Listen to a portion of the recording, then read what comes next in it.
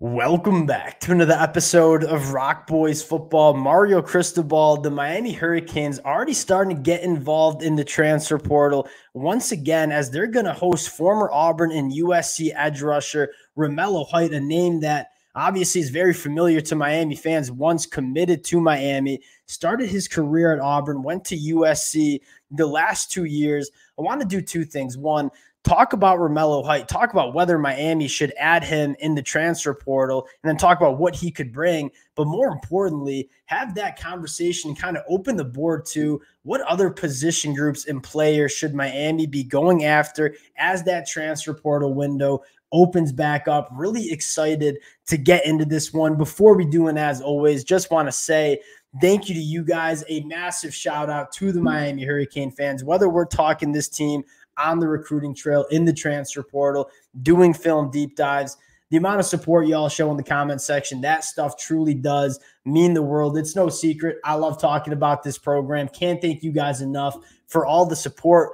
But more importantly, I know this is a very contested player on the message boards. I read Twitter. I read the message boards regarding bringing in Romello Height.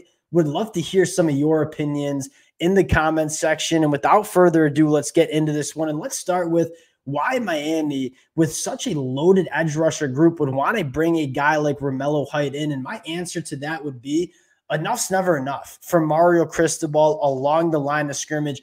It's been no secret how Mario Cristobal wants to build this Miami Hurricanes roster, and that is along the line of scrimmage on both sides of the football. And if there is an opportunity for Miami to get better and deeper at that line of scrimmage position, Mario Cristobal is going to do everything in his power to make that happen.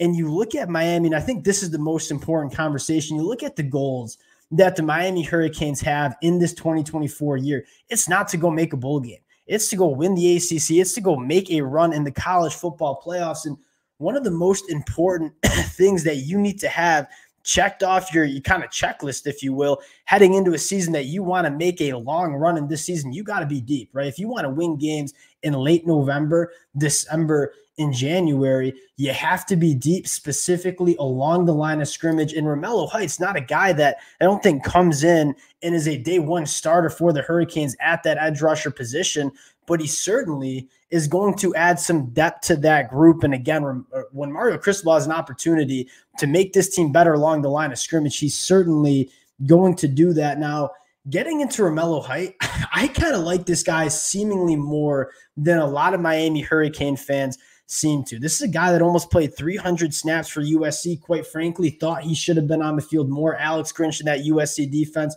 kind of lost from a personnel standpoint. USC fans that might be listening probably would agree with that.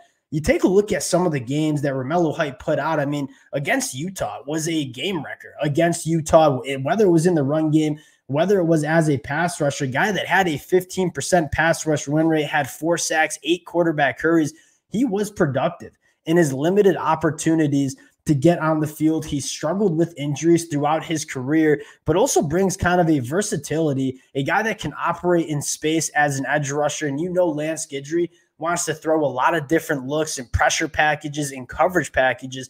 Having a guy like Romello Height who can pin his ears back and get after the passer, but also be a guy that can operate in those shallow zones, it kind of makes sense for Miami to go and get a guy like Romello Height, who, again, I think can add some value to this Hurricanes defense, given the opportunity and given that he stays healthy.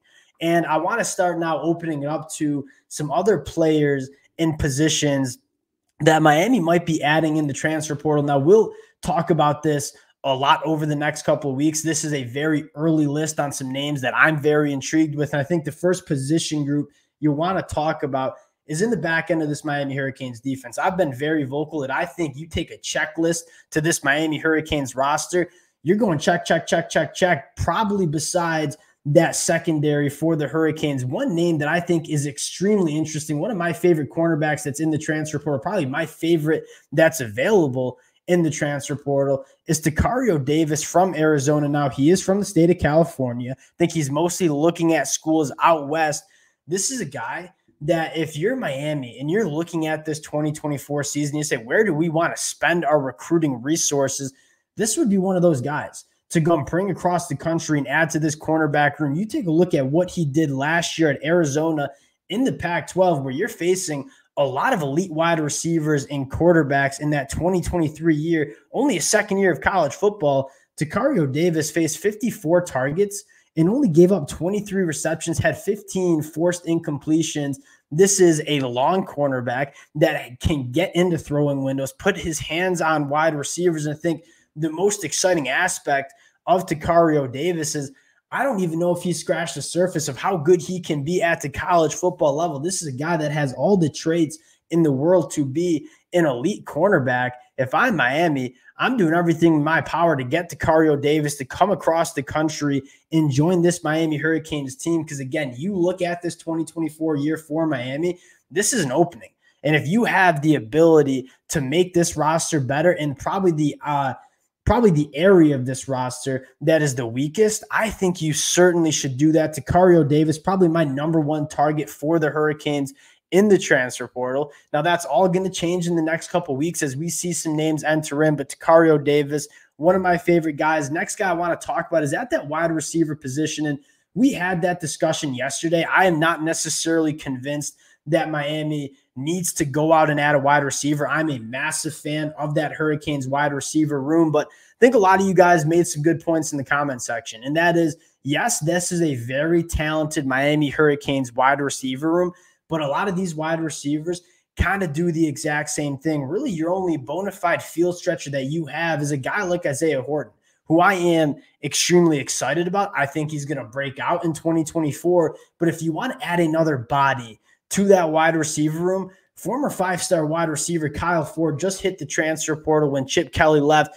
This would be the ideal guy that you're looking for, not only an elite blocker on the perimeter for some of those screens to Restrepo and Jacoby George, Kyle Ford, basically a tight end out there blocking, but a guy that excels working vertically down the field for a lot of the same reasons that Isaiah Horton's going to excel, right? A big body that coming out of high school had a 35-inch vertical, runs a 4.6 40. He checks the box of really everything you want in a wide receiver that can stretch defenses vertically down the field. That's probably the one aspect of that Miami Hurricanes wide receiver room that is probably not the strong suit. And again, a lot of it has to do with Isaiah Horton and what does his development look like? Because if he's a guy and he's going to be a contributor for Miami, you probably don't need to press that hard for Kyle Ford. But if you do want to add a wide receiver that can do some of those things, Kyle Ford would make a lot of sense from UCLA. Previously started his career at USC, goes to UCLA, kind of a tumultuous career for Kyle Ford. But one thing you can't argue with is the physical profile that Kyle Ford brings to the table. Has played a lot of college football. Last player I want to talk about, and again, kind of a conversation that we dove into a little bit earlier, but kind of circling back is that running back room. And again, a lot of the conversation has to deal with, all right, is Mark Fletcher going to be healthy, ready to rock 100% to start off this fall season? And if there are some concerns about experience in that running back room, a guy like Rashad Amos, we talked about for the Hurricanes the last couple of weeks, would be probably another really good addition, right? 6'2", 234 pounds, ran for over 1,000 yards at Miami of Ohio, 3.7 yards per carry after contact. He kind of checks the boxes of what you want in a running back for the Hurricanes that would fit what they need in that running back room. A bigger, more physical running back that has a lot of experience, that you trust to hold on to the football. Rashad Amos would be one, and I'll say this, you're going to see a lot of talented running backs hit the transfer portal over the next couple of weeks. So if Miami does want to add a running back, they will for sure have some opportunity. I'm not even sure if Miami's going to want to add a running back, but at that secondary room, potentially the wide receiver room and potentially the running back room, those are some of the positions that you're looking for Miami to potentially add to. We'll update this list as more players get into the transfer portal, but you're already seeing Miami get aggressive in the transfer portal. I have no doubt in my mind they will add some names in the transfer portal as it opens on April 15th. Excited to cover it, excited to continue to get into it. Appreciate you guys rocking with the fellas. Again, if y'all do enjoy the content, consider subscribing to the channel. Appreciate you guys, and we'll talk to y'all later.